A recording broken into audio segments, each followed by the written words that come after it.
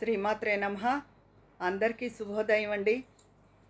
నా తలనొప్పి తగ్గిపోయింది, అందుకే మిమ్మల్ని తొందరగా పలకరిస్తున్నాను.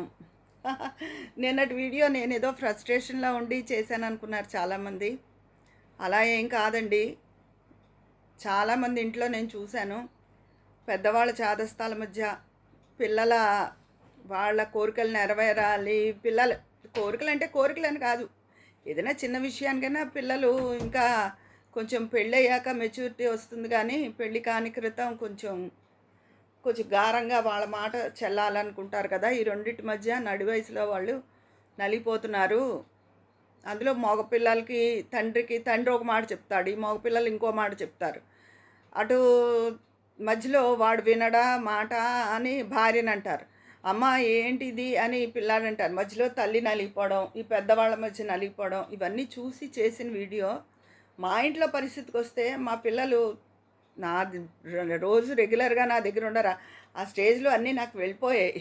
వాళ్ళు కొంచెం నాకు చిన్న వయసులోనే ఎవరి సెటిల్మెంట్ వాళ్ళు అయిపోయింది, ఎవరి ఉద్యోగాల్లో వాళ్ళు ఉంటారు. కాకపోతే రోజు ఉండేది మా నాన్నగారే నాతోనూ. మా నాన్నగారు కొంచెం కోపిష్టి మనిషి, చాదస్తం మనిషి, అందులో నో డౌట్. దానికి తగ్గట్టు ఏవో ఒక్కోసారి సర్దుకుంటూ ఉంటాం, ఒక్కోసారి ఇరిటేషన్ వస్తూ ఉంటుంది.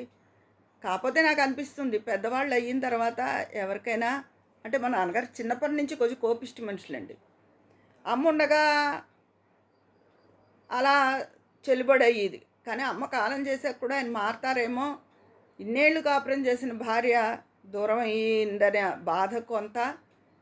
ఇంకా అప్పటికే 80 ఏళ్ళు వచ్చేసాయి ఆయనకి, అమ్మ పోయేటప్పటికి. అమ్మ కాలం చేసి 5 ఏళ్ళు అయింది, ఇప్పుడు 85 ఏళ్ళు అనుకుంటే. కానీ పెద్ద ఆయనలో అంత మార్పు ఏమీ రాలేదు. అమ్మ దగ్గర ఉన్నట్టే కూతురు దగ్గర అవ్వదు కదా. అవ్వదు అంటే అల్లుడు కూతురు దగ్గర అదే కోపిష్టితనం బాగుండదు కదా. కాకపోతే మా వారు కూడా చిన్నప్పటి నుంచి తెలుసు, అందుకని ఈయన స్వభావం ఇంతే అనుకుని మాకు చిన్నతనంలోనే పెళ్ళవడం అది తెలిసి ఉండడంతో ఈయన పెద్ద పట్టించుకోరు. కానీ నాకే మొహమాటంగా అది అనిపిస్తుంది, ఈయన స్వభావం కొంచెం మార్చుకుంటే బాగుండు.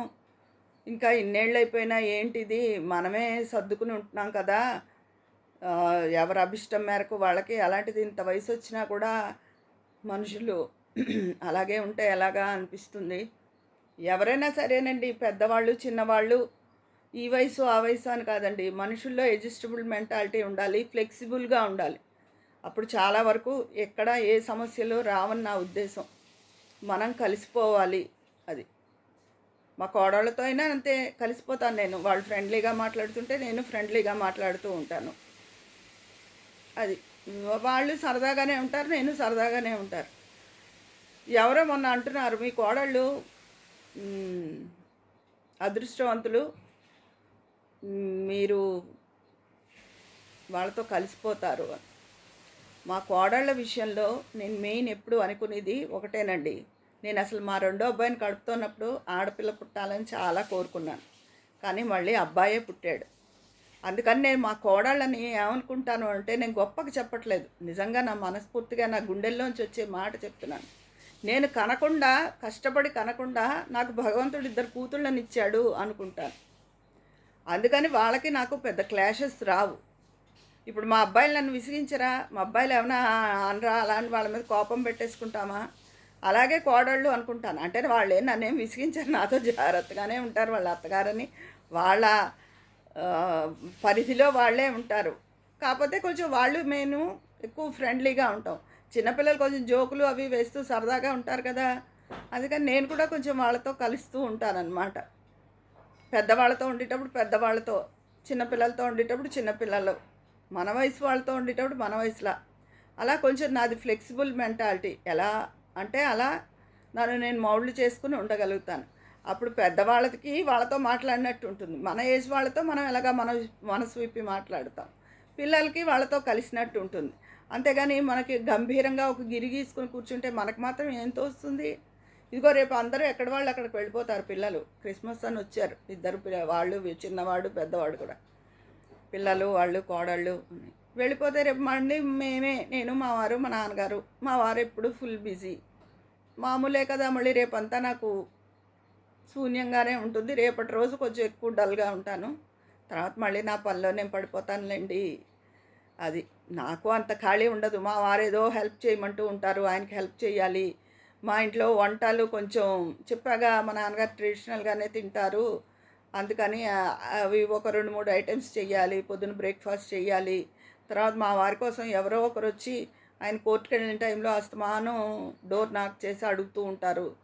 ఉన్నారా? ఉన్నారా? అని వాటికి సమాధానం చెప్పాలి. ఈ లోపల మళ్ళీ మా నాన్నగారు లంచ్ టైమ్ అవుతుంది. మా వారు రావడం మొత్తం ఇంచుమించు టోటల్లీ నాకు ఫుల్‌గానే ఉంటుంది. నేను ఖాళీగా ఉండి తోచదందు.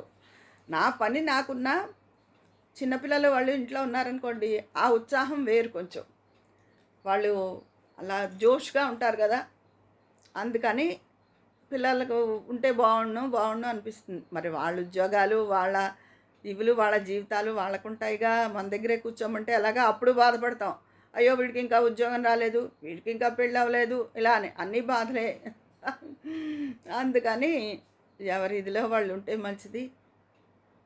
ఆ పిల్లలు ఆడపిల్లలు చెప్పాగా నేను కనకుండా నా భగవంతుడు ఇద్దరు కూతుళ్ళని ఇచ్చాడు అనుకుంటాను. వాళ్ళతో సరదాగా ఉంటాను. అది అంతకన్నా ఏమీ లేదు. ఇంకేంటండి సంగతులు? మీరందరూ ఏం చేస్తున్నారు? మీ అందరి విశేషాలు ఏంటి? శ్రీదేవి గారు, సుగుణ గారు, భానుమతి గారు ఆ! పేరు పేరున ఏవండీ మీరు మ్యాడ్ రంగోలి అని కాకుండా మీ పేరుని పెట్టేయండి. మ్యాడ్ రంగోలి అని పిలుస్తుంటే నాకేంటోగా ఉంది. అంటే ఇలా అంటున్నానని ఏమనుకోవద్దు. మీరు కూడా రోజు నాకు కామెంట్ చేస్తారు. మీ పేరుతో నేను పిలిస్తే బావుంటుంది అని నా ఉద్దేశం. అందుకని మీ పేరేంటో కూడా ఈసారి నాకు చెప్పండి. మ్యాడ్ రంగోలి బహుశా మీ ఛానల్ పేరు అయ్యుంటుంది. అది సంగతి. ఇంకేంటండి విశేషాలు? నేనేదైనా విషయం చెప్తే అది నా జీవితంలోంచే జరిగిన విషయం కాదండి. నా చుట్టుపక్కల నేను చాలా మందిని చూస్తూ ఉంటాను. పైగా నా చుట్టుపక్కల ఉన్న మంది కూడా చాలామంది పెద్దవాళ్ళు, వాళ్ళు మాకు తెలిసిన వాళ్ళు ఉంటారు. వాళ్ళందరి జీవితాల్లోంచి కూడా తీసుకుని తరచూ ఏ విషయానికైతే ఎవరైనా ఫ్రస్ట్రేట్ అవుతున్నారో, ఇబ్బంది పడుతున్నారో వాటి గురించి అది కూడా చెప్పడం జరుగుతూ ఉంటుంది. ఇన్ జనరల్‌గా ఇలా ఉంది అని కొన్ని సమాజం గురించి చెప్పడం జరుగుతుంది. అలా రకరకాల పాయింట్స్ ఉంటూ ఉంటాయి. అంతకన్నా ఏమీ లేదు. నా వంటలు కలర్ఫుల్‌గా ఉంటున్నాయి. డెలిషియస్‌గా ఉంటున్నాయి. చాలా క్విక్‌గా చేసేస్తారు మీరు వంటలు అని నా మీద ప్రశంసలు కురిపిస్తున్నారు. నేనంటే ఇష్టం ఉన్న నా స్నేహితులు. వీళ్ళందరూ ఉంటే తోస్తుంది అనుకుంటాను. నాకు తోచకపోవడానికి ఏముందండి? వాళ్ళు వెళ్ళిపోయినా మీరున్నారు నాకు. చక్కగా మీరు చక్కటి కామెంట్స్ పెడుతూ ఉంటారు. ఎంతో అభిమానం చూపిస్తూ ఉంటారు. నిన్న మొన్న ఎప్పుడో మా చిన్నబ్బాయికి మీరు చేసిన మెసేజ్‌లు అవి వినిపిస్తే ఏడిపిస్తున్నాడు. అబ్బా! అబ్బా! అబ్బా! అని. అప్పుడు నేనేం అబద్ధం చెప్పట్లేదు చూడరా అని చూపించానన్నమాట. వాళ్ళు కూడా సంతోషించారు. నీకు చాలామంది అయితే ఫ్రెండ్స్ అయిపోయారనమాట నీ యూట్యూబ్ ద్వారాన. అవునురా రోజు వాళ్ళు ఒకవేళ వాళ్ళు ఎవరైనా ఒకరోజు కామెంట్ చెబితే అయ్యో వాళ్ళకి ఏమైనా హెల్త్ బాగాలేదా ఎందుకు చేయలేదు ఏదైనా బిజీగా ఉన్నారేమో అని వాళ్ళ మీద నా ఆలోచన వెళ్ళేలా చేసుకున్నారు వాళ్ళు. అదంతా వాళ్ళ అభిమానం. రెగ్యులర్గా అంత కంటిన్యూస్గా నాతో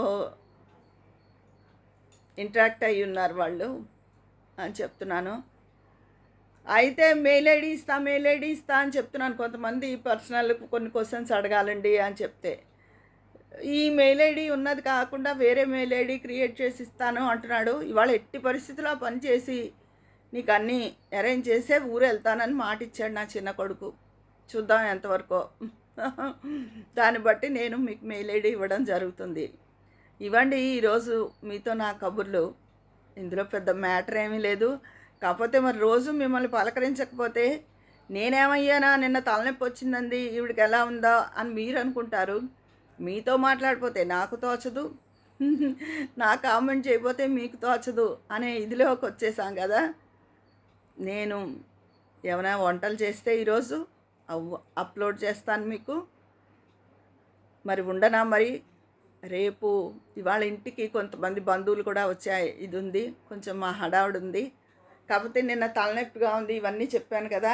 ఆ డల్ మొహంతోనూ అలాగే ఎందుకు మళ్ళీ ఇవాళ చక్కగా ఉన్నాను, నేను బాగున్నాను. ఇప్పుడు మనం హుషారుగా ఉండాలి. ఇంకోళ్ళు మన పక్క వాళ్ళని కూడా హుషారుగా ఉంచేలా చెయ్యాలి.